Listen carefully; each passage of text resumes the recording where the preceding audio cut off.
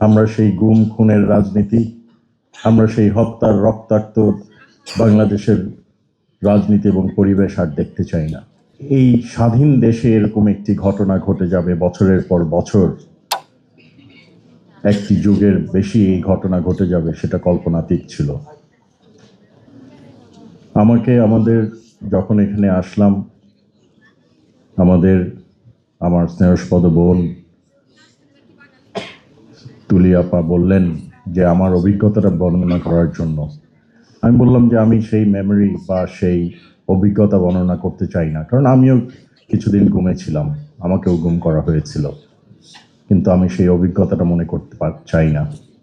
কিন্তু আল্লাহ রাব্বুল আলামিন আমাকে আমার পরিবারের কাছে, আপনাদের কাছে ফেরত এনেছে। কিন্তু আজকে এখানে অনেক মারা আছেন, আমাদের সন্তানরা আছেন। আমি আজকে রিদিকে দেখে খুব অবাক হলাম।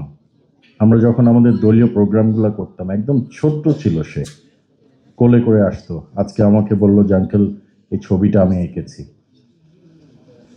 তাদের বেদনা, তাদের ত্যাগ, তাদের কষ্ট, তাদের এই ত্যাগটা মনে হয় তারাই সর্বোচ্চ ত্যাগ স্বীকার করেছে আজকের এই গণতন্ত্র আমরা ফেরত পেয়েছি, এই গণতন্ত্র পুনঃপ্রতিষ্ঠায়। তাদের অবশ্যই আমরা যেই ভাইদেরকে খুঁজে পাচ্ছি না, যেই ভাইদেরকে আমরা ইনশাল্লাহ ফেরত চাই। একজন সন্তান আমাদের বলে গেছেন যে আমরা এখন বিচার চাই না, আমরা তাদেরকে ফেরত চাই, এবং আমারও সেই দাবি, আমরা তাদেরকে ফেরত চাই। মা, আপনাদের কষ্ট আমরা বুঝতে পারি, কিছুটা হলেও অনুধাবন করতে পারি।